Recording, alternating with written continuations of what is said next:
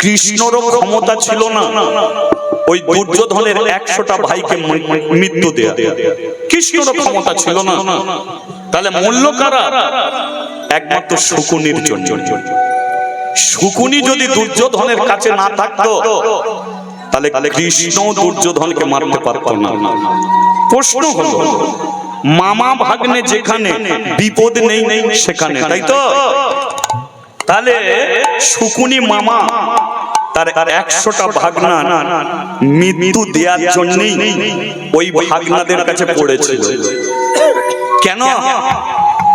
তাহলে ওই 100টা ভাগনা শকুনি মামার জীবনে কি করেছিল, যার জন্য একা মামা 100টা ভাগনাকে মৃত্যু দিল? এর পেছনে কারণ আছে, শুনবেন। ও কত বড় কৃষ্ণ ভক্ত জানবেন। ওরই কারণে পুরু বংশ ধ্বংস হয়েছিল। কেন নিজের ভাগনাদের মৃত্যু দিয়েছিল এটা আপনারা জানবেন। শকুনির বাড়ি কোথা ছিল? শকুনির শুধু নাম শুনেছেন, আজকে শকুনির অজানা বস্তুগুলো আপনারা এই সৎসঙ্গে একটু জানবেন। তাহলে শকুনির বিষয় জানাবো। আর জানাবো একটা মেয়ে ছেলে, যে মেয়েটা চোখে দেখতে পেত তবু চোখে কাপড় বেঁধে ঘুরে বেড়াতো। ছেলে পুলে 100টা ছিল। মেয়েটাকে জানেন? মেয়েটার নাম হলো কি? গান্ধারী। আচ্ছা, এখানে আমরা যতজন বসে আছি, আমরা কি অন্ধ হয়ে বসে থাকতে চাই? পারবেন আপনি? পারবো না। আমাদের চোখের পাওয়ার কমে গেলেই আমরা চশমা নেব, কারণ চোখ হচ্ছে একটা অমূল্য রত্ন। এই চোখ কেউ হারাতে চায় না। তাহলে গান্ধারী চোখে দেখতে পেত, তবু সে চোখে কাপড় বেঁধে জগতে সে কোনো জিনিস আর দেখল না। তাহলে যে গান্ধারীকে শুধু দেখেছে, কিন্তু কেন জগতের কোনো জিনিস সে দেখতে চাইল না? এই গান্ধারী কি প্রমাণ করেছিল জানেন? এই গান্ধারী সমস্ত হিন্দু সনাতনী স্ত্রী জাতিকে, মানে যাদের মাথায় সিঁদুর উঠে গেছে, তাদের উদ্দেশ্যে বলেছিল যে ওরে স্বামী অন্ধ হোক, স্বামী কানা হোক, স্বামী রোগী হোক, স্বামী বিছানায় পড়ে যায়, তবু জানবি সেটাই তো স্বামী। তাকে ছেড়ে হোক না সে রূপবান, হোক না সে ঐশ্বর্যবান, হোক না সে বলবান, তবু জানবি সে একজন পরপুরুষ। নিজের খোঁড়া স্বামীকে ফেলে যদি পরপুরুষের সঙ্গ করিস, সে তোকে সুখ দিতে পারবে, আনন্দ দিতে পারবে, কিন্তু সমাজের মানুষ তোকে কুলোটা বলবে, কলঙ্কিনী বলবে, তোকে অসতী বলবে। তাই গান্ধারী চোখে কাপড় বেঁধে প্রমাণ করে দিয়েছিল যে চোখে কাপড় বেঁধেও একজন স্বামী সেবা করে জগৎ সংসারে সতী নারী গান্ধারী হওয়া যায়। এই গান্ধারীর মধ্যে আপনারা শিক্ষা নেবেন যে স্বামী কি বস্তু, আর স্বামীর জন্য একজন স্ত্রী কতটুকু ত্যাগ স্বীকার করতে পারে, এটাকে জানবেন। আর একটা চরিত্র জানবেন, সেটা হচ্ছে দুর্যোধন। দুর্যোধন পাপ করে, এটা জানেন, তিনি মহাপাপী। কিন্তু কি পাপ, কত ভয়ঙ্কর পাপ, এই দুর্যোধনের বিষয়ে জানবেন। 3 চরিত্র নিয়ে আমরা শুনব শকুনির ধ্বংসযজ্ঞ, অর্থাৎ দুর্যোধন বধ। আমি বলতে থাকবো, আপনারা শুনতে থাকবেন। তার আগে একবার বলুন সবাই, চৈতন্য মহাপ্রভু কি, নিতাই চাঁদ কি। আচ্ছা, একটু হরি নাম করা যাবে কি? একটু হরি নাম করা যাবে? আপনারা করবেন? করবেন তো? হবে। আচ্ছা, যে করবেন না একবার হাত তুলুন। আচ্ছা, কই বাদ নেই, এইভাবেই তো চলবে। তবে এইটুকু বলে দিচ্ছি, আপনারা বসে আছেন কিসের জায়গায়? শোনার জায়গায়। আমি দাঁড়িয়ে আছি কিসের জায়গায়? বলার জায়গায়। শুধু এইটুকু অনুরোধ করব যে আপনারা যতক্ষণ বসে থাকবেন শোনার জন্য আপনি কান এনেছেন, তাই তো? শোনার জন্য কান, বসেছেন শোনার জন্য কান। কানটাকে আপনি তামার কান করবেন না, কানটাকে আপনি পেতলের কান করবেন না, কানটাকে আপনি লোহার কান করবেন না, কান দুটোকে আপনি সোনার কান করে রাখবেন। সোনার কান। আর সোনার কান যদি আপনি করে রাখেন, তাহলে আমার সামনে কে, পেছনে কে, ডায়ে কে, বাঁয়ে কে আপনি ঘাড় ঘোরাতে পারবেন না, পেছন ফিরে তাকাতে পারবেন না। দেখবেন কখন আপনার সময় চলে যাবে আপনি নিজেও জানতে পারবেন না। ঠিক আছে? তাহলে আপনারা শুনুন, মাঝে মাঝে বলুন, ঠিক আছে? একটু হরি নাম করা যাবে তো? আচ্ছা, এমনি করবেন না, তালি দিয়ে করবেন। কিভাবে করবেন? তালি দিয়ে করবেন তো? তবে এইটুকু বলে দিচ্ছি, হাত যাদের আছে তারাই দিন, যাদের নেই তারা বাদ রাখবেন। না না, আমি জানি সবার হাত আছে, কিন্তু মানুষ জানে না যে ভগবান আপনাকে হাত কেন দিয়েছে। আমি জানি হাত সবার আছে, কিন্তু মানুষ জানে না যে হাতটা কিসের জন্য দিয়েছে।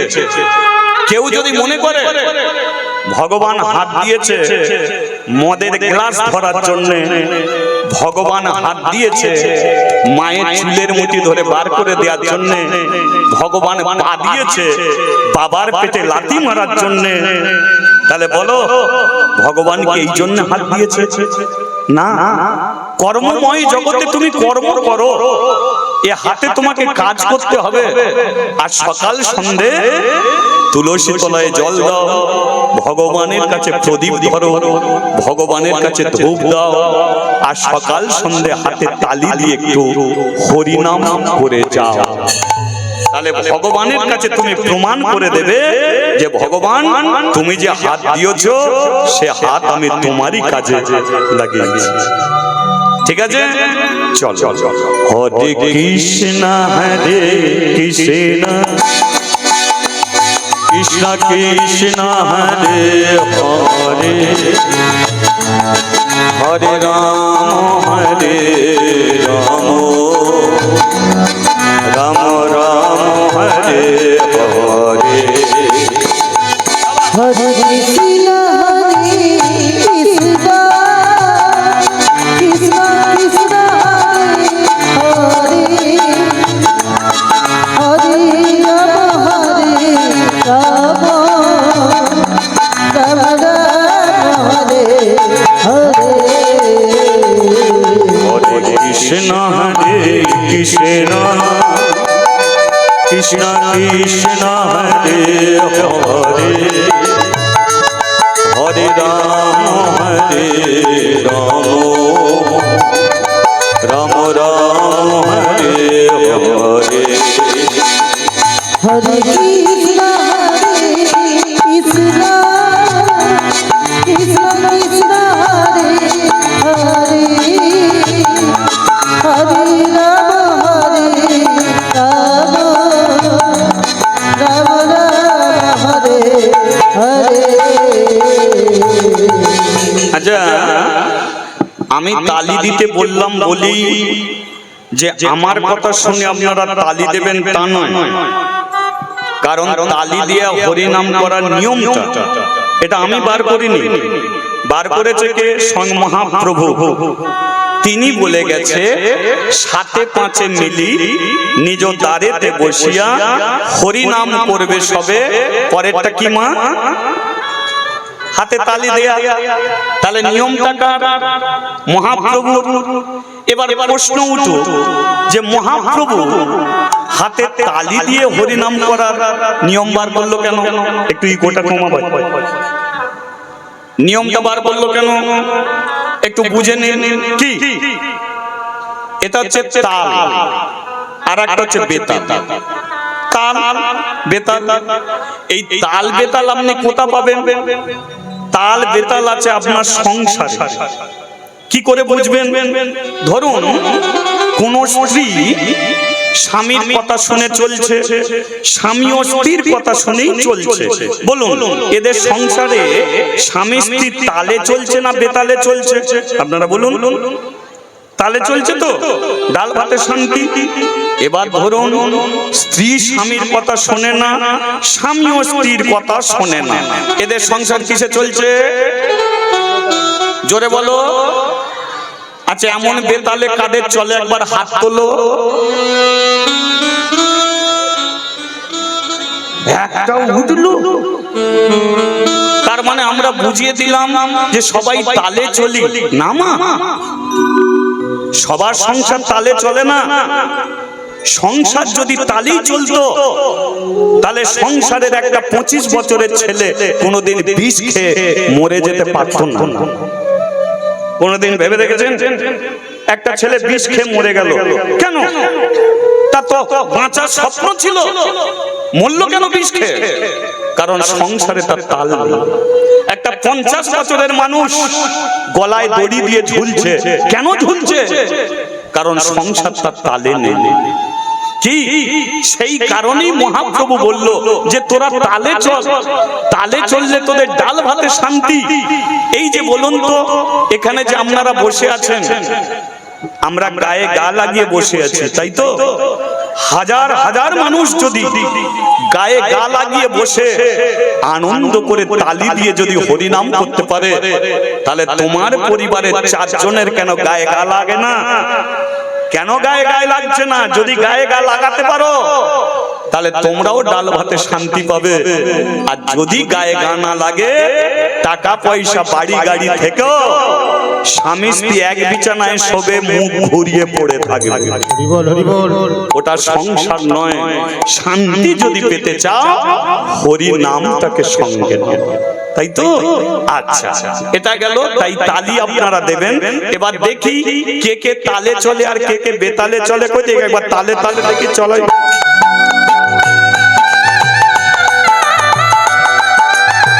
আজ একবার ধ্বনি হয়ে যায়।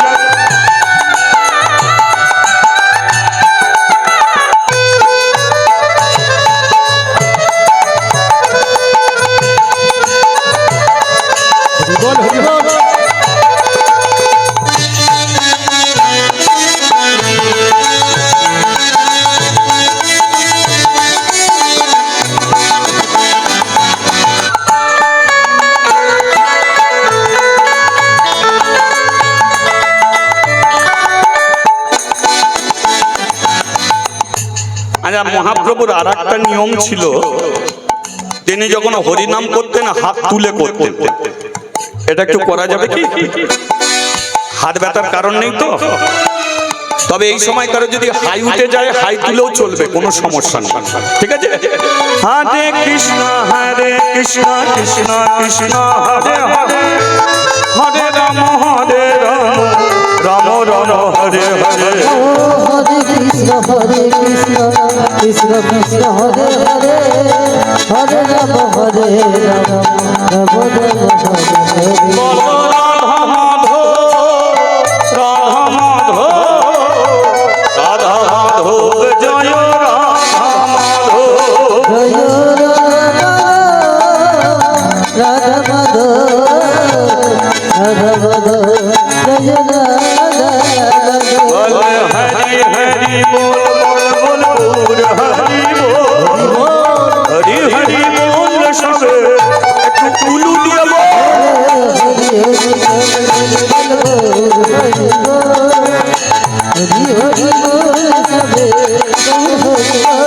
আমার গৌর হরি বল,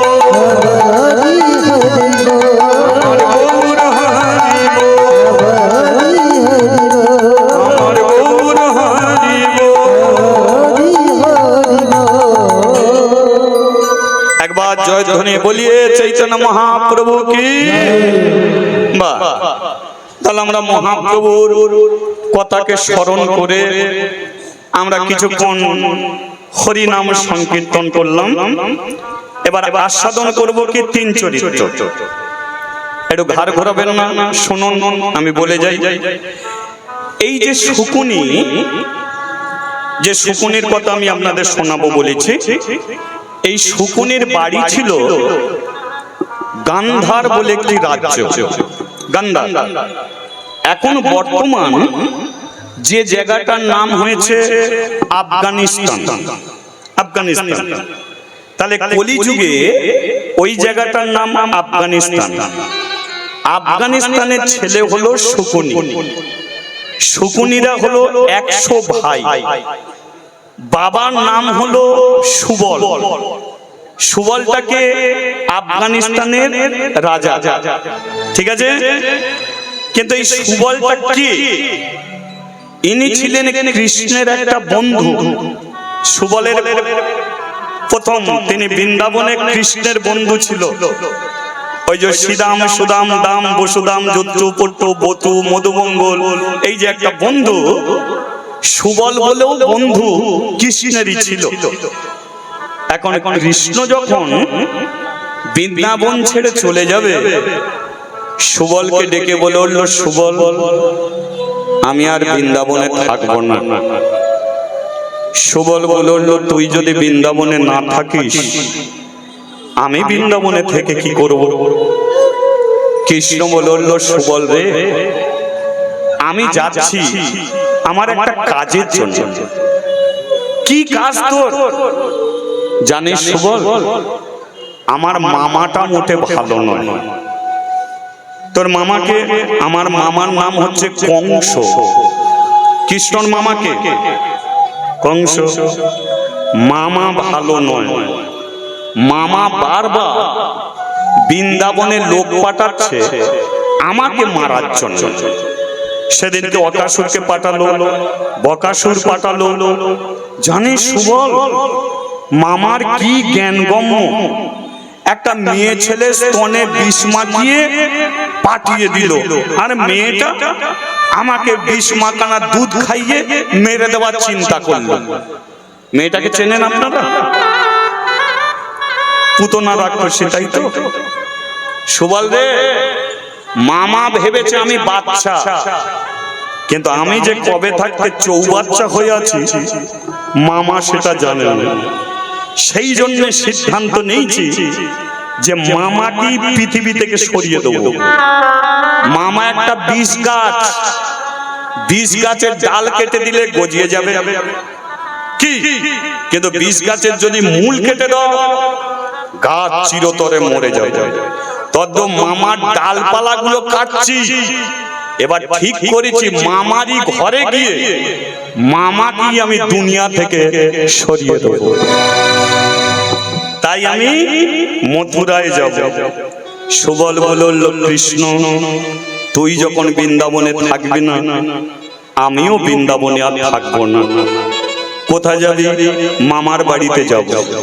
কথা দে সুবল, পৃথিবীর যেখানেই থাকিস না কেন কোনোদিন তুই আমার কথা ভুলবি না। সুবল বলল, তুই কি আমার চায়ের দোকানের বন্ধু আছিস? তুই কি আমার ফেসবুকের বন্ধু আছিস যে 2-4 দিন বন্ধু করব তারপরে ডিলিট করে দেবো? না কৃষ্ণ, আমি কথা দিচ্ছি যতদিন পৃথিবীর মাটিতে থাকবো পৃথিবীর সবাইকে ভুলে গেল কৃষ্ণ তোকে আমি ভুলবো না। আর তোকে মনে রাখার জন্যে আমার বড় হব, আমি বিয়ে করব, সংসার হব, আর সংসারে আমার যতজন থাকবে প্রতিদিন সকালবেলা 1 ঘন্টা করে তোর নাম যদি না করে ওদের আমি জল পর্যন্ত খেতে দেব না। কথা দিল। কৃষ্ণ বলল, রে সুবল, আমি ওই বৃন্দাবনের মাটিতে দাঁড়িয়ে তোকে কথা দিলাম, পৃথিবীর যেখানেই থাকি না কেন যখনই তুই আমাকে ডাকবি সব কিছু ফেলে তোর সম্মুখে এসে আমি দাঁড়াবো। मैं हूं কৃষ্ণ, আমি তোকে কথা দিলাম। তাহলে হলোটা কি? কৃষ্ণ মথুরায় চলে গেল, সুবল কোথায় এলো? ওই আফগানিস্তানে। মামার কোনো ছেলে পুলে ছিল না, তাই মামা মরে যাবার পরে ওই সুবল আফগানিস্তানের রাজা হলো। ছেলে পুলে কটা? 100টা। একটি মেয়েটার নাম কি? গান্ধারী। বোঝা গেল? গান্ধারীর বাবাকে সুবল, শকুনির বাবাকে সুবল। তাহলে শকুনি আর গান্ধারী একই মায়ের পেটের ভাই বোন। বোঝা গেল? তাহলে 1 ঘন্টা করে হরিনাম কি? তাহলে ওখানে হরিনাম করছে কজন একটু বলে দিই। সুবল সিংহাসনে বসেছে, ওর 100টা ছেলে হরিনাম করতে বসেছে। তাহলে কজন হরিনাম করছে? 101 জন। কিন্তু না, এখানে যা মানুষ বসে আছে এর ডবল মানুষ সেখানে হরিনাম করছে। তাহলে এত মানুষ এলো কি করে? একটু মিলে নিন। 100টা ছেলে একটা করে বউ হলে কটা হবে? 100টা 200 জন হয়ে গেল। তাদের খান পাঁচে করে ছেলে হলে কটা হবে?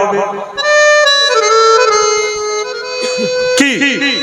আবার তাদের ছেলের ছেলে যদি খান পাঁচে করে হয়, তার মানে বুঝেছেন এখানে যা আছে ডবল মানুষ। কে ঝাঁট দিচ্ছে হরিনাম করছে, কে বাসন মাজছে হরিনাম করছে, কে আনাজ কুটছে হরিনাম করছে।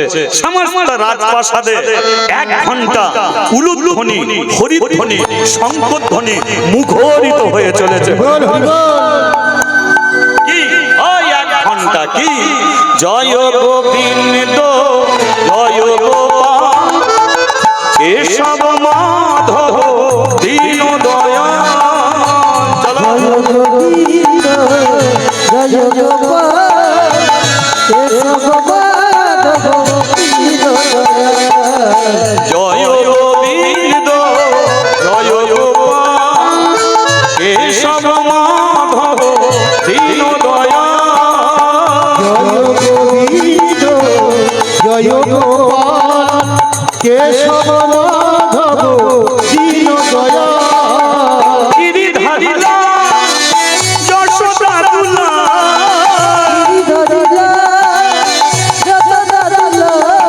গিরিধারী লাল যশোদা দুলাল,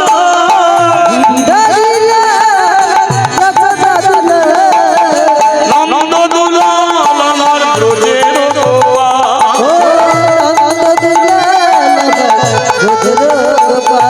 জয় গোবিন্দ জয় গোবিন্দ। একটু কাঁধে কাঁধে কাঁধে।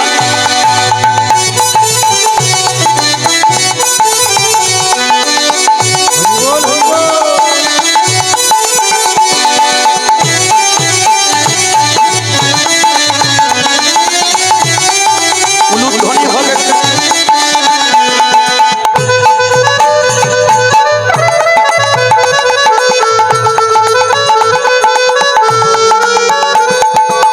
জয় গোবিন্দ জয় গোপাল কেশব মাধব দীন দয়াল।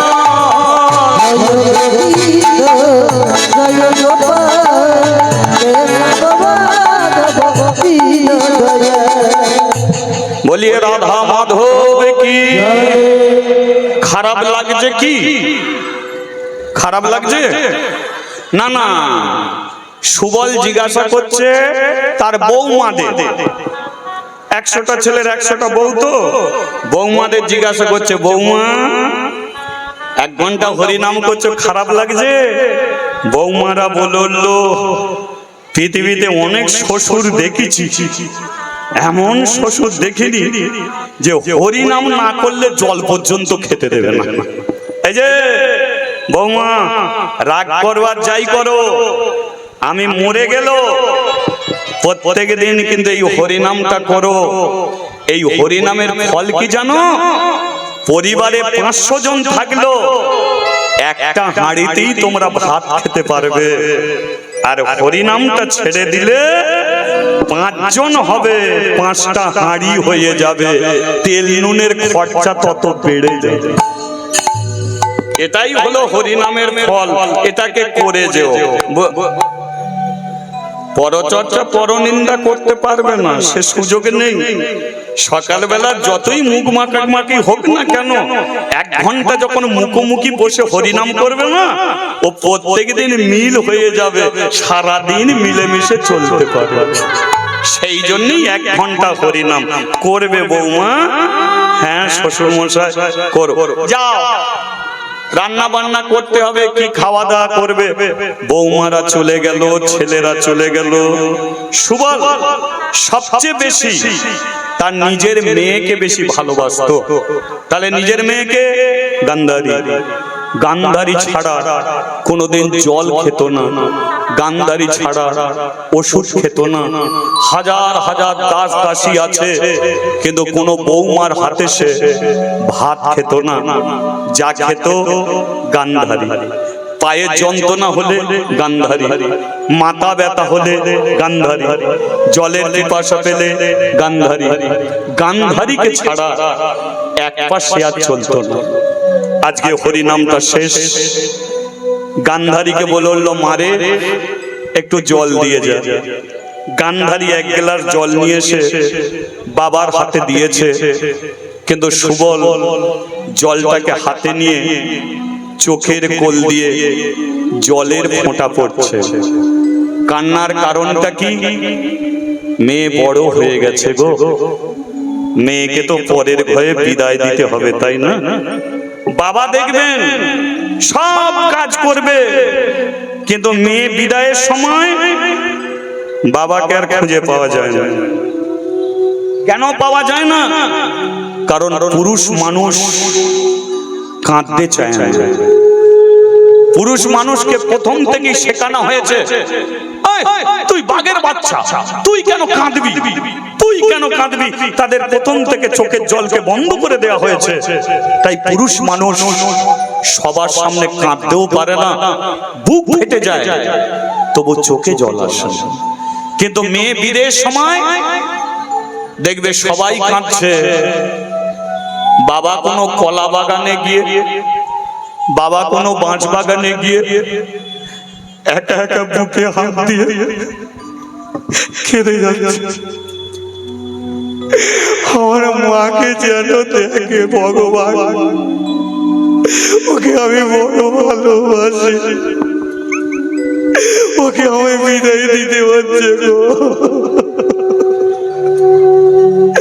ঠাকুর আমার মেয়েটাকে দেখিস গো, ঠাকুর সে কান্না কেউ দেখতে পায় না, কিন্তু বাবাদের মতো ভালোবাসা আর কেউ দিতে পারে না। বাবারা যেমন মেয়েকে ভালোবাসে, দেখবেন মেয়েরাও তেমন বাবাকে ভালোবাসে। বিয়ের পরে দেখবেন মেয়েরা যখন বাপের বাড়িতে যায়, আপনারা কোনোদিন বলেছেন যে মায়ের বাড়িতে যাচ্ছি, সবার মুখে একটাই কথা, দিদি কোথায় যাচ্ছিস, একটু বাপের বাড়িতে, তাই তো? আজকে সুবলের চোখে জল, মেয়েকে বিদায় দিতে হবে গো। ঠিক আছে, বড় যখন হয়েছে বিদায় তো করতেই হবে। তবে আমি আর অন্য কাউকে বলবো না, আমি নিজেই একটা ছেলে দেখি।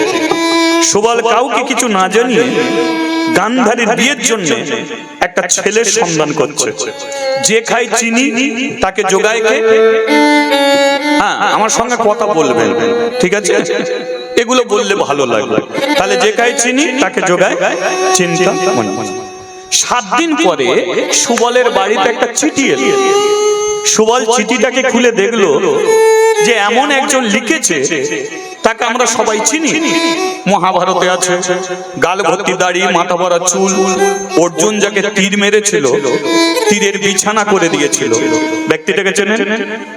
তিনি হলেন গঙ্গা পুত্র ভীষ্ম। তাহলে চিঠি থেকে লেখা আছে, আমি পড়ছি, আপনারা শুনুন। সুবল, তোমার 100টা ছেলে, একটা মাত্র মেয়ে। মেয়েটাকে চিনি, রূপবতী, গুণবতী, কিন্তু আমারও একটা ভাইপো আছে। আমার বড় ইচ্ছা, আমার ভাইপোর সঙ্গে তোমার মেয়ের আমি বিয়ে দিতে চাই। সুবলের মনে একটা আনন্দ এলো যে হস্তিনাপুরের রাজরানী হয়ে যাবে গান্ধারী। আনন্দ, ধুমধাম করে বিয়ে দেবো। দেখি তারপরে সুবল তোমার মেয়েটা দেখতে সুন্দরী হলে কি হবে, আমি যার সঙ্গে বিয়ে দেবো ছেলেটা হলো জন্ম থেকেই অন্ধ, জন্ম থেকেই সে চোখে দেখতে পায় না, অসম্ভব। আমি আফগানিস্তানের রাজা সুবল, আমার টাকা পয়সা বাড়ি গাড়ির কোনোটাই অভাব নেই, আমার একটা মাত্র মেয়েকে কোনোদিন আমি অন্ধের সঙ্গে বিয়ে দেব না। ভীষ্মর ক্ষমতা আছে, বুকের পাটা আছে বলে যা ইচ্ছা তাই মনে করবে। আমি বেঁচে থাকতে আমার মেয়ে গান্ধারীকে অন্ধের সঙ্গে আমি বিয়ে দেব না। কিন্তু দেবে না বললে তো হবে না, চিঠিটা তো কোনো নেতা মন্ত্রী লেখে নেই, লিখেছে কে? গঙ্গা পুত্র ভীষ্ম। তৎকালীন দিনে ভীষ্মরের নাম শুনলে সমগ্র পৃথিবীর রাজারা থরথর করে কাঁপে। যে ভীষ্ম চির ব্রহ্মচারী, যে ভীষ্মর হলো ইচ্ছামিত্র, সেই ভীষ্ম চিঠি ছেঁড়াটা সোজা নয়। পরে ক্ষণে দেখছে সুবল আমি যার সঙ্গে বিয়ে দেবো সে জন্ম থেকে অন্ধ, অন্ধ মনে করে তোমার মেয়েকে যদি অন্য কারোর সঙ্গে বিয়ে দাও তাহলে আমি তোমার বাড়িতে যাব, গিয়ে তোমার হাতে পায়ে দড়ি দিয়ে বেঁধে তোমারই ঘরে তোমাকে পচিয়ে গলিয়ে মারবো। তোমার 100টা ছেলেকে আমি নিজের হাতে হত্যা করব, তোমার 100টা বৌমাকে আমি বিধবা করব, তোমার নাতি পুতিদের গলা টিপে মেরে দেবো, আফগানিস্তানে আমি রক্তের বন্যা বইয়ে দেবো। ইতি গঙ্গা পুত্র ভীষ্ম। কি চেয়েছি আর কি যে পেলাম, আধারে ঢেকে গেল আমারই জীবন,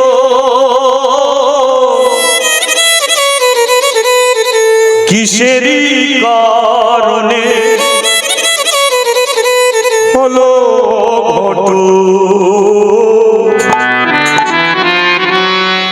কি সাজে সাজালে ও গো নারায়ণ, কি সাজি সাজালি ও নারায়ণ,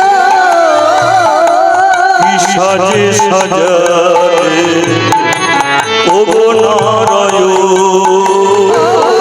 কি সাজি সাজালি ও নারায়ণ, আধারে ঢেকে দিলে আমারই জীবন, আধারে দিলে আমারি জীবন, আধারে ঢেকে দিলে আমারই জীবন, আধারে দিলে আমারি জীবন,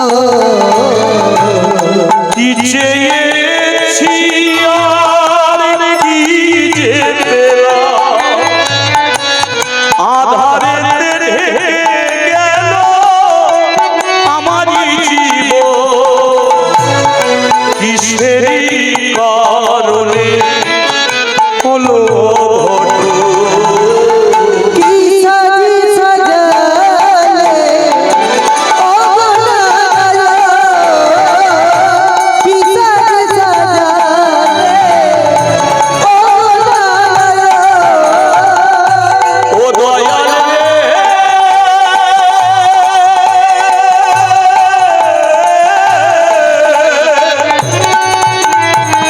ও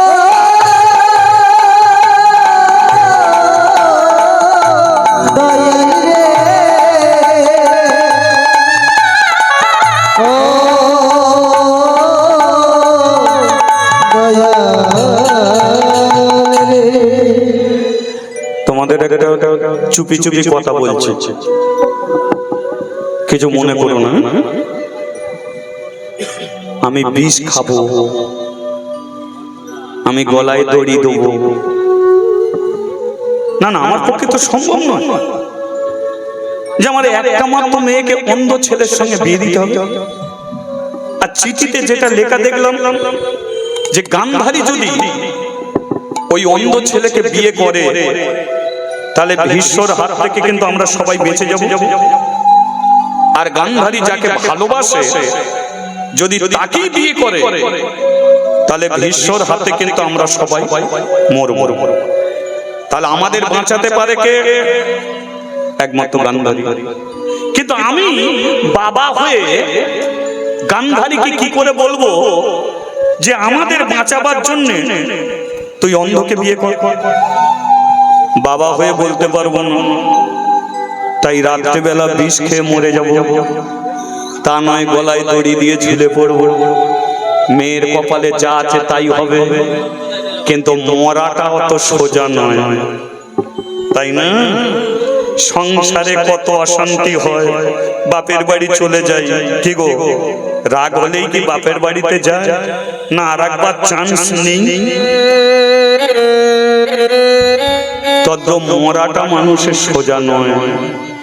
মরবো মরবো বলে সুবল এক সপ্তাহ কাটিয়ে দিল, কিন্তু গান্ধারীর সঙ্গে কথা বলা বন্ধ করে দিল। কিন্তু গান্ধারী তো বাচ্চা মেয়ে নয়, উপযুক্ত মেয়ে। গান্ধারী চিন্তা করলো যে বাবা সবার সঙ্গে কথা বলে, কিন্তু আমার সাথে বলে না কেন? তাহলে আমি কি কোনো অন্যায় করেছি? আমি কি কোনো অপরাধ করেছি? আজকে গিয়ে আমি বাবাকে ধরবো। সকাল বেলায় যেই বাবা দরজা খুলেছে, গান্ধারী গিয়ে বাবার পায়ে পড়েছে। কথা বলো বন্ধ করেছো কেন? আজকে 7 দিন হয়ে গেল আমার হাতে জল খেলে না, আমার হাতে ভাত খেলে না, আমার হাতে ওষুধ খেলে না, কেন? আমি কি অন্যায় করেছি, কি অপরাধ করেছি? মা, তোর কোনো অন্যায় নেই, কোনো অপরাধ নেই, তাহলে কথা বলা বন্ধ করলে কেন? চিঠিটা দিয়েছে, সেই চিঠিটা বালিশের নিচে রেখেছিল, চিঠিটা নিয়ে গান্ধারীকে দিয়েছে। গান্ধারী চিঠিটা পড়ে বলে উঠল, তাহলে আমি বাবাদের বাঁচাতে পারি, দাদাকে বাঁচাতে পারি, বৌদিকে বাঁচাতে পারি যদি অন্ধ ছেলেকে আমি বিয়ে করি। আর আমি যাকে জীবন দিয়ে ভালোবাসি তাকে যদি আমি বিয়ে করি তাহলে আমারই কারণে আমার বাবা দাদারা মরবে, কিন্তু আমি মরতে দেব না। আমি অন্ধ ছেলেকে বিয়ে করে জীবন কাটিয়ে দেব, তবু আমার বাবা দাদা বৌদিদের আমি বাঁচিয়ে দিয়ে যাব, আমি মরতে দেব না। চিঠিটা বুকে জড়িয়ে ধরে হাওয়ার কাছে শকুনি এসেছে। বোন কাঁদছিস কেন? দাদা, আমার অন্যান্য দাদাগুলোকে ডেকে নিয়ে আয়। 100টা দাদা এসেছে, বৌদি এসেছে। গান্ধারী বলল, শোনো দাদা বৌদিরা, আমি উপযুক্ত হয়ে গেছি, আমি সিদ্ধান্ত নিয়েছি আমি বিয়ে করব।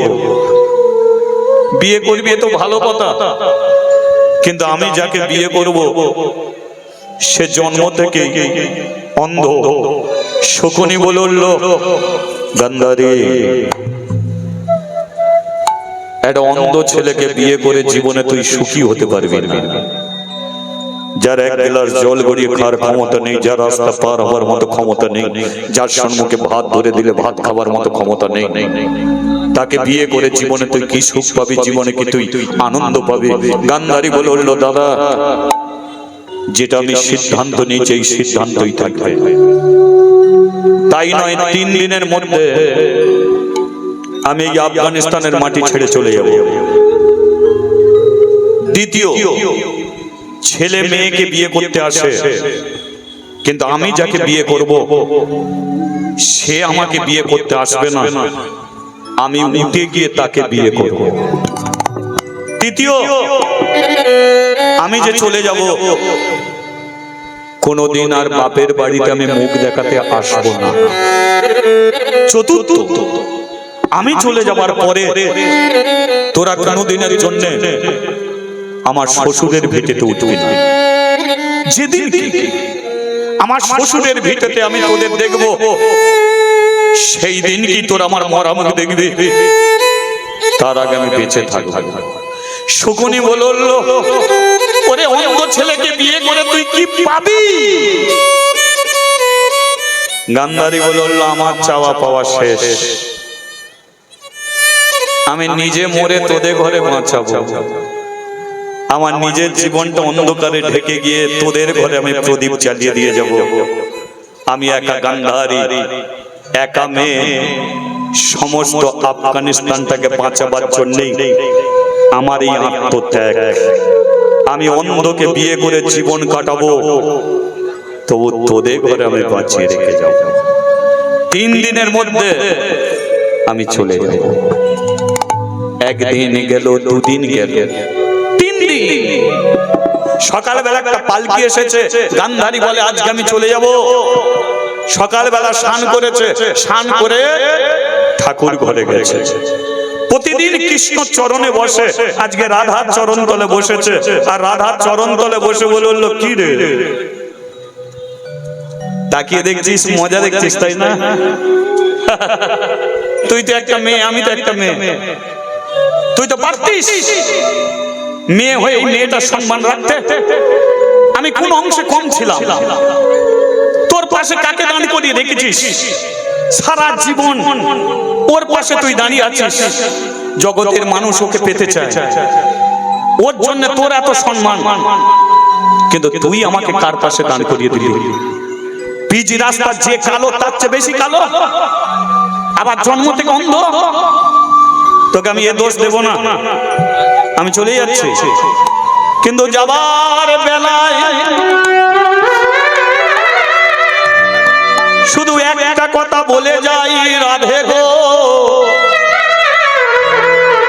আমি চলে যাবার পরে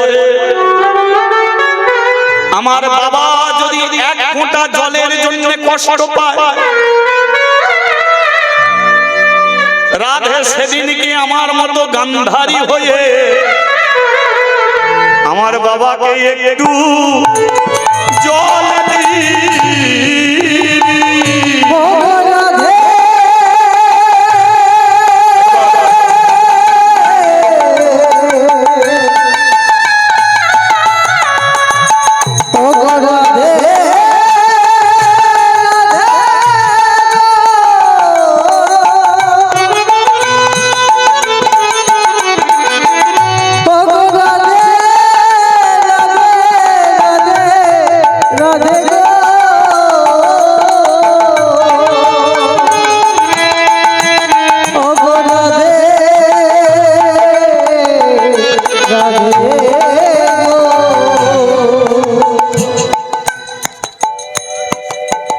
আমি চলে যাচ্ছি, অন্ধ ছেলেকে নিয়ে ঘর সংসার করব। কিন্তু যাবার আগে আপনারা যে বসে আছেন, আপনাদের ঘরে আমি একটা কথা বলে যাই, যেটা হলো এই রাস উৎসব উপলক্ষে আপনি যেদিকে তাকাবেন সেদিকে দেবতা কিংবা দেবী, বড় সুন্দর একটা পরিবেশ। আমি এদিক দিয়ে কীর্তন করতে যাই, কিন্তু এই উস্তির মোড়ে এমন যে একটা রাস উৎসব হয়, এটা আমার জানা ছিল না। আমি একদিন আসছি, তো এইখানে দুটো ছেলে আমার গাড়িটাকে দেখে দাঁড় করালো, দাদা একটু কীর্তন করে দিয়ে যেতে হবে। আমি বললাম ঠিক আছে, চেষ্টা করব। তো যেতে যেতে মনে মনে ভাবলাম যে ছেলেগুলো যেভাবে বলল, কীর্তনটা করার প্রয়োজন আছে। কারণ ছেলেদের মধ্যে যে এই যে কৃষ্ণ ভক্তি, এরা যে এগিয়ে আছে, আমি যদি এদের সাপোর্ট না করি তাহলে এরা হয়তো কোনোদিন একদিন পিছিয়ে যাবে। কারণ সনাতন ধর্মটাকে ধরে রাখাটাই হলো সকলের কর্তব্য। তাহলে আমারও সেখানে কর্তব্য আছে। আমি হাওড়া জেলার ছেলে, দিকে দিকে কীর্তন করে বেড়াই। কীর্তনের মাধ্যমে একটাই উদ্দেশ্য যে সনাতন ধর্মের মানুষগুলো যেন একত্রিত হয়। কারণ একটা লাঠি যে সে ভেঙে দিতে পারে, কিন্তু 100টা লাঠিকে যদি এক করা যায় তাহলে তাকে ভাঙার মতো ক্ষমতা কারণ নেই। তাহলে আমরা সনাতন ধর্মের মানুষ যদি একত্রিত হই, আমরা কোনো ধর্মের মানুষকে ছোট করব না, শুধু আমাদের ধর্মটাকে লক্ষ্য রেখে আমরা যদি এগিয়ে যেতে পারি তাহলে আমরাই আমাদের সনাতন ধর্মটাকে সব ধর্মের ঊর্ধ্বে দাঁড় করিয়ে দিতে পারি। এটা আমাদের সকলের চেষ্টা হোক, আর সেই চেষ্টাকে মাথায় করে নেই আজকে আমাদের এই রাজ উৎসব উপলক্ষে এতগুলো কীর্তন হচ্ছে। আর এটা আমার বড় ভালো লেগেছে, তাই আমি বললাম ঠিক আছে ভাই, কীর্তনটা করে দেবো। তবে আমি যে কীর্তনে যে পয়সাটা নিই, হয়তো আমি সেখানে সেই পয়সাটা নিই না, কিন্তু আমার প্রয়োজন ছিল। কারণ আমি আমার নিজের মসজিদে চলি, আমি গোলামি একমাত্র ভগবানের করি, তারপরে স্বাধীনভাবে জীবনটাকে বাঁচাতে চাই। সেই জন্য যেটা করব সেটা করব, যেটা করব না সেটা ধরব না। এই উদ্দেশ্যে আমি জীবন কাটিয়ে যাচ্ছি। আর এইটাকে ধরে রাখার সকলের কর্তব্য। সেই জন্যে ধরে রাখারই জন্যে কমিটির ছেলেরা আপনাদের কাছে যাবে। আপনারা যে যতটুকু পারবেন একটু দানের হাত বাড়িয়ে দেবেন। যদি বলেন যে কেন ওরা এত বড় হরিবাসন করছে, রাস উৎসব করছে, কীর্তনিয়াদের টাকা দিতে বুঝে কম পড়েছে, তাই বলছে একটু দাদা একটু টাকা পয়সা তুলে দাও, না, সবার মধ্যে একটা শিক্ষা আছে। যারা কমিটিতে যোগদান করেছে কেউ অশিক্ষিত নয়, সবার একটা মান আছে, সম্মান আছে। তারা কীর্তনিয়াকে যেমন সম্মান দিয়ে এনেছে, তারা সম্মানের সহিতই তারা বিদায় দেবে। টাকা কম হলে জমি বিক্রি করে দেবে, তবু সম্মানকে রক্ষা করবে। তাহলে আপনাদের কাছে যাবে কেন? এর কারণটা অনেকে মনে ভাবে যে আমাদের কাছে আসছে এই করার জন্য, এই কম করেছে সেই জন্য। না, এটা জীবনে ভাববেন না। বলুন তো, এই যে ভগবানের কাছে আপনারা এসেছেন, ভগবানের কাছে এলে তাকে কিছু দিতে হয়, দিতে হয়। আপনারা যে দূর থেকে এসেছেন, আপনারা তাকে একটা প্রণাম দিচ্ছেন, কিন্তু বলুন তো আপনি কি পারবেন না যে প্রত্যেক দিন 1 প্যাকেট করে সিগারেট খায়, 70 টাকা তার খরচা। সিগারেট খাচ্ছে না, সিগারেটের ধোঁয়া খাচ্ছে। যে বিড়ি খাচ্ছে 20 টাকা বান্ডিল, সে বিড়ি খাচ্ছে না, বিড়ি ধোঁয়া খাচ্ছে। কিন্তু যে প্রত্যেক দিন 70 টাকা যার খরচা, মাসে হিসেব করে দেখো ধোঁয়া খেয়ে সে জীবনে কত টাকা নষ্ট করে দিচ্ছে। তাহলে 70 টাকার বিনিময়ে 7টা টাকাও যদি গোবিন্দর জন্য দিয়ে থাকে, তাহলে তার দিকে প্রধানমন্ত্রী রাষ্ট্রপতি তাকিয়ে না দেখলো 100% গ্যারান্টি ভগবান তার দিকে তাকিয়ে দেখবেই। শুধু টাকা পয়সা নয়, আমি বলে দিচ্ছি, শুধু টাকা পয়সা আপনারা দিতে আসবেন না। পারেন তো আপনার বাড়ির যদি একটু সবজি থাকে, একটা কুমড়ো এনে দিয়ে দিন, 5 কিলো আলু এনে দিয়ে দিন, এখানে 500 বাতাসা এনে দিন, একটা ধূপ এখানে জ্বেলে দিন। এতে লাভটা কি বলুন তো? আপনি কোনোদিন 2000 মানুষকে সেবা দিতে পারবেন না। 2000 মানুষকে সেবা দিতে গেলে আপনার 50-100 কিলো কুমড়ো লাগবে।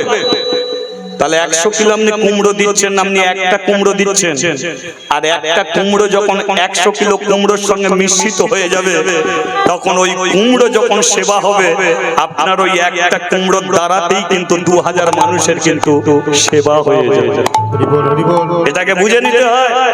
আপনি 10 টাকা দিলেন না, 10 টাকার বাতাসা কিনে রাখুন, কীর্তনের শেষে হরিনোট হয়ে যাবে, ভক্তরা প্রসাদ পেয়ে যাবে। আপনি 10 টাকার ধূপ কিনে এখানে জেলে দিন, ধূপ কিনে জেলে দিন, সেই ধূপের দ্বারা এখানে হাজার হাজার ভক্ত সুগন্ধ গ্রহণ করবে। তদ্রূপ তাকে পাওয়ার অনেক রাস্তা, শুধু বুঝে নিতে হয়। এবার আপনি যদি বলেন আমি একটা কুমড়ো দিচ্ছি, নেবে না? অবশ্যই নেবে। 5 কিলো আলু দিচ্ছি, নেবে না? অবশ্যই নেবে। আমি ধূপ কিনে দিচ্ছি, অবশ্যই নেবে। তদ্রূপ দিতে শিখুন। এ পৃথিবীতে নিয়ে আনন্দ নয়, আনন্দ হয় দিয়ে। খেয়ে আনন্দ নয়, আনন্দ হয় খাইয়ে। সেই জন্যে আপনারা আপনাদেরই মঙ্গলের জন্য এসেছেন যখন, যে যতটুকু পারবেন একটু দানের হাত আপনারা বাড়িয়ে দেবেন। আশা করি কেউ আপনার দিকে না তাকালে ভগবান আপনাদের দিকে তাকিয়ে থাকবে। তাই কমিটির ছেলেগুলো আপনাদের কাছে যাবে, যে যতটুকু পারবেন একটু দানের হাত আপনারা বাড়িয়ে দেবেন। তবে 2-3 জন নয়, আরো বেশি জন যাও, কারণ কীর্তন যখন আমি করি চঞ্চল হয়ে গেলে বড় সমস্যা হয়। এই চঞ্চল মনটাকে দূর করার জন্যই তাই কিছুক্ষণ সময় আমরা এইটুকু দিচ্ছি, তারপরে কিন্তু একদম স্টপ হয়ে থাকবেন। তাহলে কোন পর্যন্ত শুনলেন? গান্ধারী অন্ধ ছেলেকে বিয়ে করবে, ঠিক আছে। এবারে পালকি করে গান্ধারী চলে গেল, পালকি করে গান্ধারী চলে গেল। কোথায় গেল? হস্তিনাপুরে বিয়ে করার জন্য। এবার বিয়ের সময় কি হয় মা, আপনাদের সেটা করতে হবে। উলু উলু উলু ধ্বনি, উলু ধ্বনি আর হাতে তালি।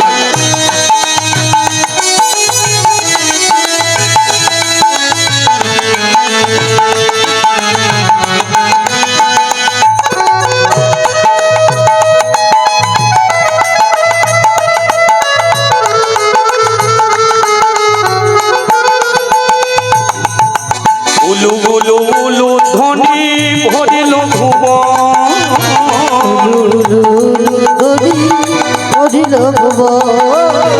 ভক্তগণ সবাই মিলে, ভক্তগণ সবাই মিলে হরি হরি বলে, ভক্তগণ সবাই মিলে হরি হরি বলে, ভক্তগণ সবাই মিলে হরি হরি বলে। কেহ নাচে কেহ গায়, কেহ বলে হরি, কেহ নাচে কেহ বলে হরি, কেহ নাচে কেহ গায়, কেহ বলে হরি, কেহ নাচে কেহ বলে হরি, কেহ কেহ আনন্দেতে যায় গড়াগড়ি।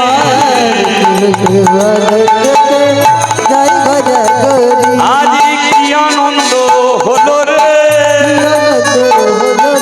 আজ কি। দাঁড়ান দাঁড়ান দাঁড়ান, মানে এটা খুব একটা বাজে জিনিস হয়ে গেল। মানে আমার ফট করে এই চোখে পড়ে গেল, একটা ভালো কাপড় পরে তো আসতে পারতে, ছেঁড়া ঘাড় ঘোরাচ্ছ কেন মা? এখানে কেউ ছেঁড়া কাপড় পরে আসে? বউ দেখার জন্য সবাই ছুটে এসেছে, কিন্তু ভীষ্ম গান্ধারীর মাথা থেকে পা পর্যন্ত তাকিয়ে আছে। আর মাথা থেকে পা পর্যন্ত দেখতে দেখতে ভীষ্ম দেখে নিল যে গান্ধারী যে কাপড়টা পরে আছে, কাপড়ের আঁচলটা ছিঁড়ে আছে। একটা মান সম্মানের ব্যাপার। ভীষ্ম তাড়াতাড়ি করে বউকে পরে দেখবি, এখন তাড়াতাড়ি ঘরে নিয়ে যা। গান্ধারীর ছেঁড়া কাপড় দেখে ভীষ্ম তাড়াতাড়ি করে গান্ধারীকে ঘরে ঢুকিয়ে দিল। কিন্তু প্রশ্ন করুন আপনারা, রাজার মেয়ে গান্ধারী ছেঁড়া কাপড় পরে এলো কেন? কানে শোনা নেই, নাকে শোনা নেই, গলায় শোনা নেই, তাহলে কি সুবলের ঘরে কি সোনা দানা ছিল না? ছিল। তার ঘরে কি দামি শাড়ি ছিল না? ছিল।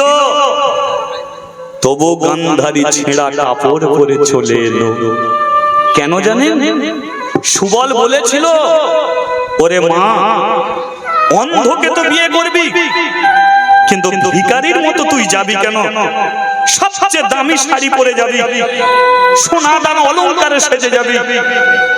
কিন্তু গান্ধারী তাতে বলেছিল, না বাবা, জীবনে কোনোদিন দামি শাড়ি আমি পরবো না, জীবনে কোনোদিন সোনা দানা দিয়ে সাজবো না। কেন কেন কেন সাজবি না কেন?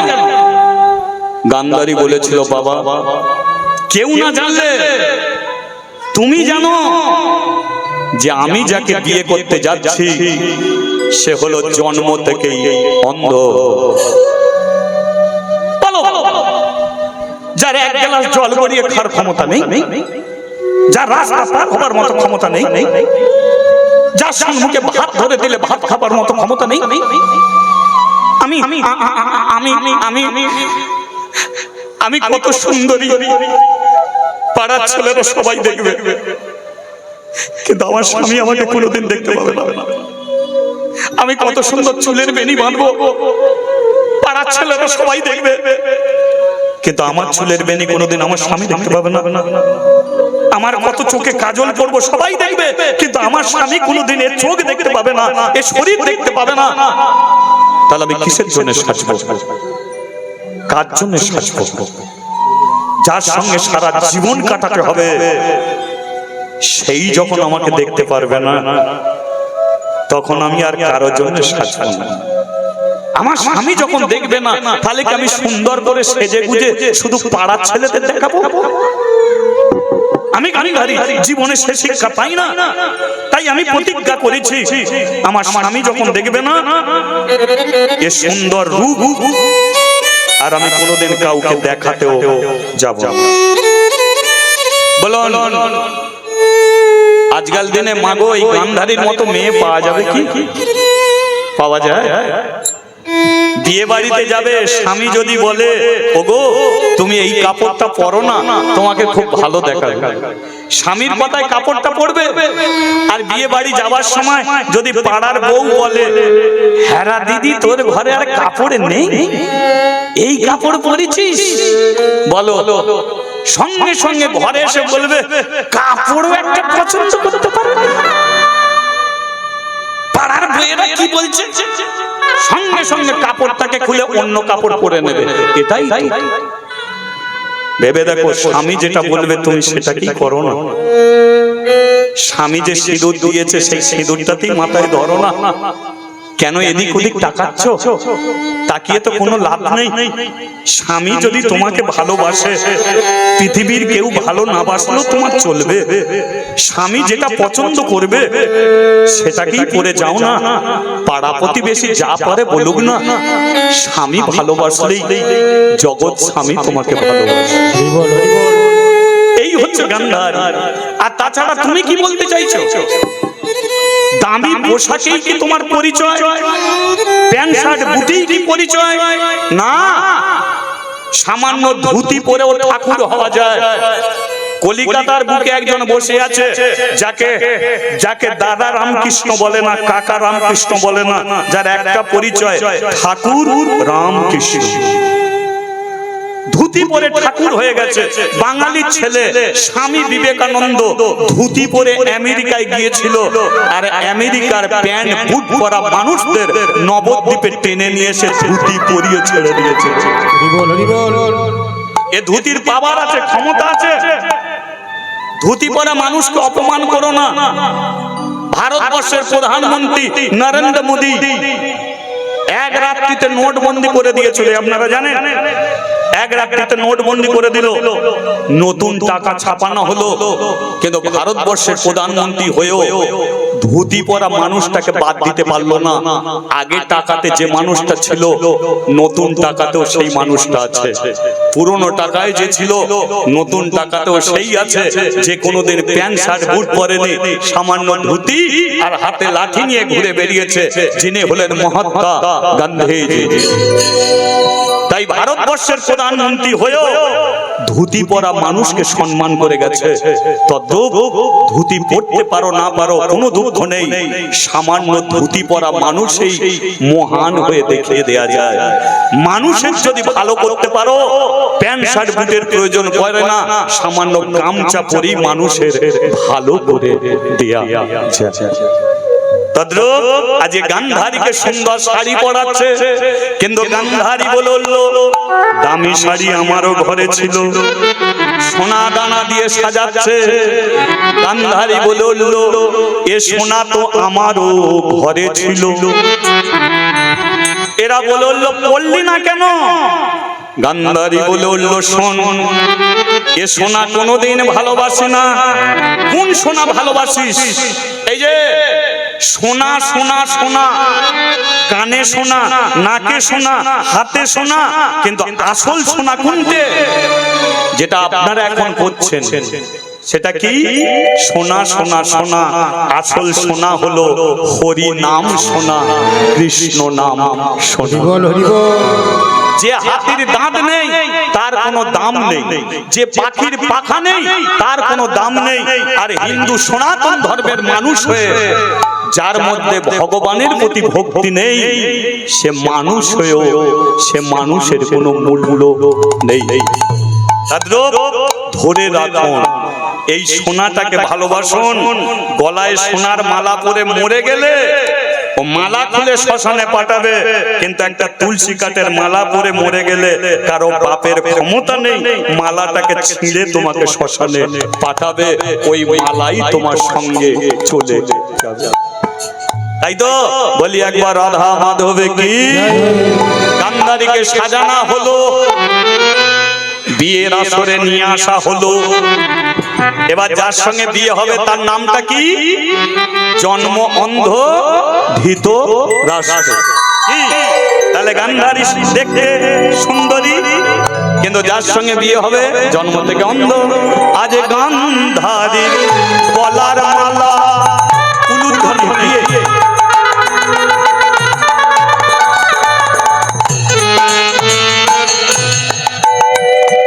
ও যে অন্ধের গলে দিল হরি গান্ধারী গলে মালা,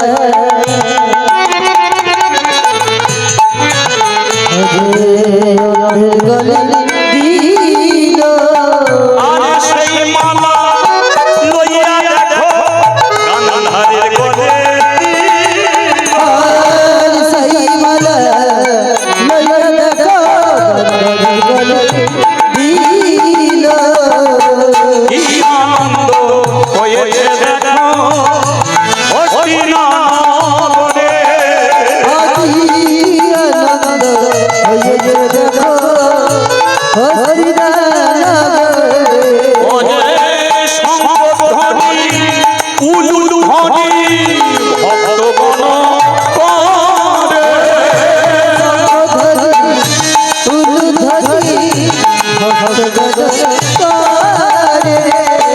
কি আনন্দ, কি আনন্দ, কি আনন্দ হয়েছে দেখো হস্তিনাপুরে।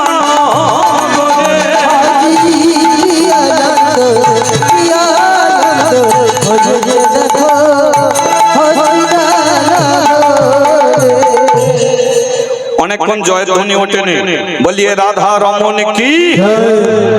তাহলে কোন পর্যন্ত শুনলেন? দুজনের বিয়ে হলো, বিয়ের পরে কাল রাত্রি, তারপরে শুভরাত্রি, দিবাপ্ত কমলেন। শুভরাত্রি ধৃতরাষ্ট্রকে ফুলের বিছানায় বসিয়ে রেখেছে, কিন্তু যে জন্ম থেকে অন্ধ ঠোঁটো জগন্নাথ হয়ে বসে আছে। গান্ধারী এক গ্লাস দুধ নিয়েছে, তাতে বিষ দিয়েছে। দুধ নিয়েছে তাতে বিষ দিয়েছে।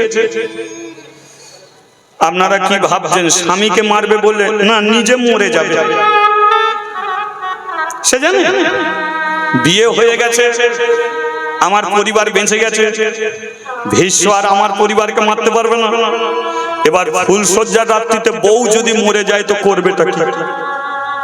আমি একে নিয়ে ঘরও করবো না, বিষ খেয়ে মরে যাবো। দুধের গ্লাসে বিষ দিয়ে রাত্রিকালে ধৃতরাষ্ট্র যে ঘরে আছে সেই ঘরে গিয়ে দরজা খুলেছে, ভেতর থেকে দরজা বন্ধ করেছে, দুধের গ্লাসটাকে রেখেছে, তাকিয়ে আছে অন্ধ স্বামীর দিকে। না না, ঠিক আছে, বসে থাকো, যেমন বসে আছো বসে থাকো, নো টেনশন, কোনো চিন্তা করতে হবে না। আমি তো মরবো, তবে দেখে নিন এ জীবনে কার সঙ্গে আমার মালা বদল হলো। ভারী মিষ্টি দেখতে, একটু কালো, একটু বললে হবে না, পিচ রাস্তা যে কালো তার চেয়ে বেশি কালো, আবার জন্ম থেকে অন্ধ। তবে এর সঙ্গেই তো আমার বিয়ে হয়েছে। আমি তো কোনোদিন পুরুষ মানুষের স্পর্শ পাইনি, আমি তো মরে যাব।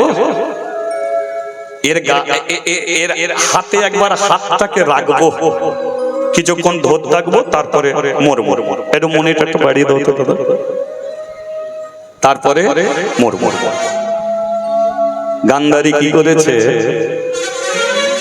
ধৃতরাষ্ট্র যেখানে বসে আছে তার পাশে গিয়ে বসেছে, বসে ধৃতরাষ্ট্রর হাতে হাত রেখেছে, রাখার সঙ্গে সঙ্গে বলল, গান্ধারী।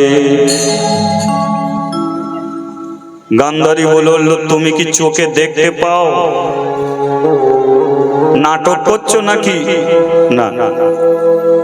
তাহলে আমি যে তোমার পাশে বসে আছি তুমি জানলে কি করে? শোনো, আজকে ফুলসজ্জার রাত্রি, এই ফুলসজ্জার রাত্রিতে পাড়ার বউয়েরা এসে আমার পাশে বসবে না, যার সঙ্গে বিয়ে হয়েছে সেই আমার পাশে এসে বসবে, এটা আমার বিশ্বাস। আচ্ছা, তুমি দরজা বন্ধ করে এলে না, তুমি কি চোখে দেখতে পাও? না, তা জানলে কি করে?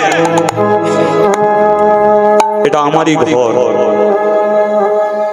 এ ঘরের দরজা খোলারও শব্দ জানি, দরজা বন্ধ করারও শব্দ জানি। এক কাজ করো গান্ধারী, দরজাটা খুলে দাও। কটা বাজে? অনেক রাত হয়ে গেছে না, দরজাটা খোলো। আর দরজাটা খুলে তুমি আমাকে ছেড়ে চলে যাও। চলে যাবো মনে মনে? হ্যাঁ, যেতে হবে। তুমি কি ভেবেছো আমার সঙ্গে তুমি ঘর সংসার করবে? না, তোমার সঙ্গে আমার বিয়ে হয়েছে ঠিকই, কিন্তু নিজের ইচ্ছায় তুমি আমাকে বিয়ে করোনি। সত্যি বলো, কেউ জোর করে তোমার সঙ্গে আমার বিয়ে দিয়েছে। তুমি জানলে কি করে? যখন মালা বদল হচ্ছিল আমি তো চোখে দেখতে পাইনি, কিন্তু মালা বদলের সময় তুমি গুমরে গুমরে কেঁদে উঠেছিলে। উলুধ্বনি শঙ্করধ্বনিতে কেউ শুনতে পায়নি কান্না, কিন্তু আমি শুনেছিলাম সেই কান্না। আর তখনই বুঝেছিলাম যে তুমি ইচ্ছাকৃত ভাবে আমার সংসারে আসনি, কেউ জোর করে আমার সঙ্গে তোমার বিয়ে দিচ্ছে। তাই তাই আমি তোমাকে বলে দিচ্ছি, নিজের জীবনটাকে তিলে তিলে নষ্ট করো না। আমি চোখে দেখতে পাইনি, কিন্তু কানে শুনেছি। আর কানে কি শুনেছি জানো? বলেছে, ওই দেখ না, ছেলেটা জন্ম থেকে অন্ধ, আর কেমন তার টুকটুকে বউ হয়েছে দেখো। এ বলবে মানুষ তোমাকে সম্মান করবে, আমাকে মানুষ কোনদিন সম্মান করবে না। তাই আমি তোমাকে বলছি, তুমি চলে যাও, অন্ধর সঙ্গে তুমি জীবন কাটাতে যাবো না। আমি তোমাকে সুখ দিতে পারবো না, আনন্দ দিতে পারবো না, জীবনে শুধু কষ্ট ব্যথা বেদনা তোমাকে আমি দেবো। আজকে তুমি আমার সঙ্গে জীবন কাটাতে চাইলেও 2-4 দিন পরে আমাকে দেখে তুমি ঘৃণা করবে, সেদিনকে আমার সবচেয়ে বড় কষ্ট হবে। তাই আমি তোমাকে হাত জোড়ে করে বলছি, তুমি চলে যাও, চলে যাও। আমার হাত হাতটাকে তুমি ছেড়ে দাও গান্ধারী, হাতটা ছেড়ে দাও, কারণ আমি রক্ত মাংসের মানুষ, আমারও শরীরে প্রেম আছে, ভালোবাসা আছে। আজকে তুমি আমার হাতটাকে ধরেছো, আমি যদি তোমার একবার হাতটা ধরি নয় তাহলে আর কিন্তু আমি ছাড়বো না। সেদিনকে বাঁচার জন্য ছটফট করলো, আমি তোমাকে যেতে দেবো না। তাই আমি তোমাকে বলছি এখনই সময় আছে, হাতটা ছেড়ে দাও। আর বয়সে যদি আমি বড় হয়ে থাকি, আমি তোমার মাথায় হাত রেখে আশীর্বাদ করছি, তুমি সুখী হও, কোন একটা ভালো ছেলে দেখে বিয়ে করবে, সে তোমাকে সুখ দেবে, শান্তি দেবে, আনন্দ দেবে। আমি তোমাকে আশীর্বাদ করছি। হয়তো এমন দিন কোনোদিন আসবে না, হয়তো এমন স্বামী কোনোদিনই করবে না যে ফুলশয্যা রাত্রিতে তার বউকে পরিত্যাগ করছে। আমি তোমার ভালোর জন্য বলছি, কেন জীবনটা তিলে তিলে নষ্ট করবে? তাই তাই তুমি চলে যাও গান্ধারী, চলে যাও, চলে যাও। দেখি দেখি তোমার মাথাটা দেখি, মাথাটা দেখি। গান্ধারীর মাথাটা কাছাকাছি এনেছে। ধৃতরাষ্ট্র বলল, তোমার এই সিঁদুর আমি দিয়েছি, এই সিঁদুর আমি নিজের হাতে মুছে দে।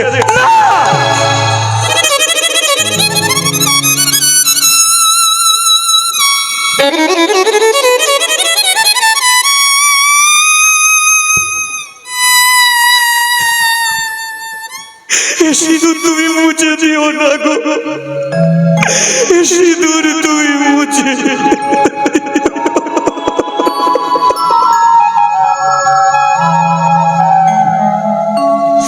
সিঁদুর পরে লাভটা কি?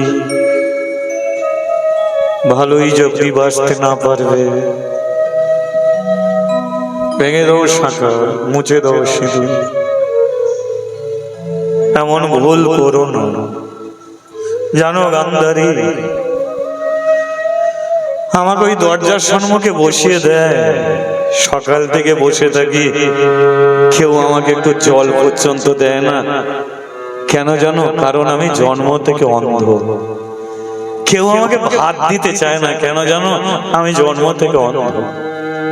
কেউ আমার সঙ্গে দুটো কথা বলতে চায় না, কেন জানো? আমি জন্ম থেকে অন্ধ বলে। আমি বাঁচতে চাই,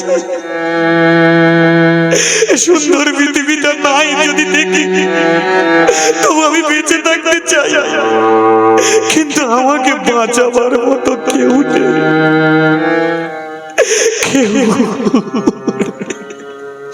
ধৃতরাষ্ট্র কাঁদতে কাঁদতে, বাচ্চা ছেলেরা যেমন মায়ের কোলে মাথা লুটিয়ে দেয়, তেমন ধৃতরাষ্ট্র বাচ্চা ছেলের মতো গান্ধারীর কোলে মাথা দিয়ে বাচ্চা ছেলের মতো কাঁদছে গুমরে গুমরে। গান্ধারী কোনোদিন পুরুষ মানুষকে এমনি করে কাঁদতে দেখেনি। আজকে তার কোলে মাথা দিয়ে যখন কাঁদছে, গান্ধারীর শরীরটা কাঁপছে যে পুরুষ মানুষরা এমনি করে চোখের জলে কাঁদে, আমি এখন কি করব? আমি তো বিষ খেয়ে মরবো বলেছিলাম, কিন্তু আমি যদি মরে যাই, এ মানুষটা তো বাঁচবে না। কিন্তু আমার পরিবারের যদি 101 জনকে আমি বাঁচাতে পারি, তাহলে আমার অন্ধ স্বামীকেও আমি বাঁচিয়ে রাখতে পারি। বাঁচাবো। মাথায় হাত বুলিয়ে দিচ্ছে, কেঁদো না। কেন কাঁদছো বাচ্চা ছেলের মতো? আমি তো তোমার কাছে আসছি, আর কেঁদো না। আমি কোথাও যাব না গো, তোমাকে ছেড়ে আমি কোথাও যাব না। শয়নে স্বপনে পথ চলিতে কথা বলিতে ছায়ার মতো আমি তোমার পাশেই থাকবো। আজ থেকে তোমাকে কেউ যদি অন্ধ বলে ঘৃণা করে, তাহলে আমি তার চোখ তুলে নেব। তোমাকে যদি আঙুল বাড়িয়ে টিটকিরি মারে, আমি তার হাত কেটে নেব। আজ থেকে তুমি ভাতের জন্য কষ্ট পাবে না, জলের জন্য কষ্ট পাবে না। আমি তোমার জীবন সাথী হয়ে থাকবো। পারবে না গান্ধারী? কেন পারবো না? কারণ আমি জন্ম থেকে অন্ধ। আমাকে ভাত দিতে পারবে, আমাকে নিয়ে ঘুরতে পারবে, কিন্তু আমার অন্ধ, এই অন্ধত্ব তুমি কি মোচন করতে পারবে? পারবো। কি করে করবে? এই শাড়ির আমি আঁচল ছিঁড়লাম। ধৃতরাষ্ট্র বলল, শাড়ির আঁচল ছিঁড়লে কেন? এত দামি শাড়ি। গান্ধারী বলল, শোনো, স্বামীর যদি টাকা থাকে, সেই টাকা নিয়ে মাসে মাসে শাড়ি পাল্টানো যায়, কিন্তু একটা স্ত্রী কোনোদিন মাসে মাসে স্বামী পাল্টাতে পারে না। তাই আমি তোমার স্ত্রী, এ শাড়ির চেয়ে মূল্যবান হলে তুমি। তাই আজকে এই শাড়ির আঁচল ছিঁড়ে আমি আমার চোখে বেঁধে নিলাম। তুমি চোখ থাকতে অন্ধ, তুমি জন্ম থেকে অন্ধ, আর আজ থেকে আমি হয়ে গেলাম চোখ থাকতে অন্ধ, চোখ থাকতে অন্ধ, চোখ থাকতে। হরি বল, হরি বল। যে মেয়েটাকে মহাভারতের পাতায় দেখেছেন, আজকে সেই গান্ধারী শুধু স্বামীকে ভালোবেসে সারা জীবনের মতো অন্ধ হয়ে গেল। মহাভারতের সতী নারী গান্ধারী। প্রাণ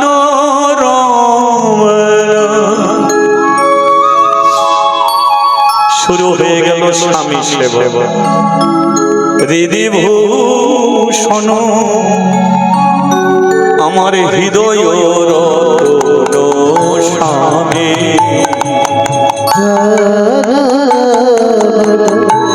বিভূষণ হৃদয় আমার তরু বাহিরে নিরবি তোমারে অগয়ন কর জানি। বিভূষণ হৃদয় আখির নয়ন মনি মন চিন্তা মনি।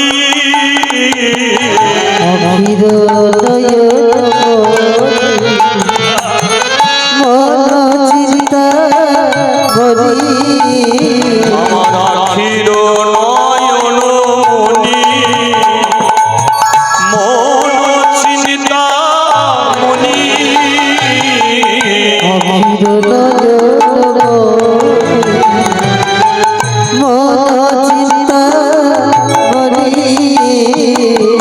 মরমের অনুভূতি শিথিল সারণী, এক মোর এক প্রাণে তুমি আর আমি অবয়ন করজামি।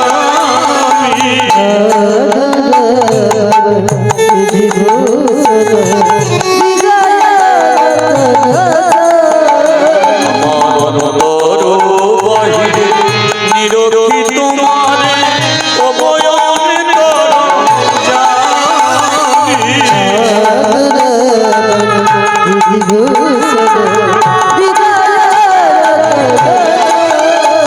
আমার হৃদয় স্বামী।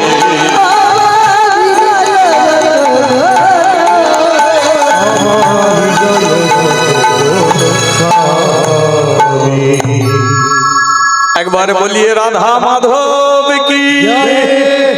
একটা ছেলে পাওয়া যাবে কি? পরে মানে বিয়ে হয়ে গেছে, ঘর সংসার চলছে, গান্ধারী বলল একটা ছেলে দেবে, কারণ বুড়ো তুমি হবে, বুড়ি হব আমি। আমি তোমাকে জল দিতে পারবো না, তুমি আমাকে দিতে পারবে না, তাহলে আমাদের দুজনের মাঝখানে এমন একজনের দরকার যে এলে তবু মরার সময় তোমাকে জল দেবে, আমাকে জল দেবে।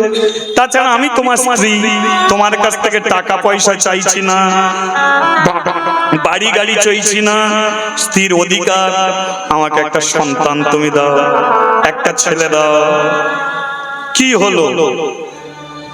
এটা তো চাওয়ার অধিকার আছে, আমাকে একটা ছেলে দাও। কিন্তু ধৃতরাষ্ট্র বলল, গান্ধারী হাজার চেষ্টা করলেও আমি তোমাকে ছেলে দিতে পারবো না।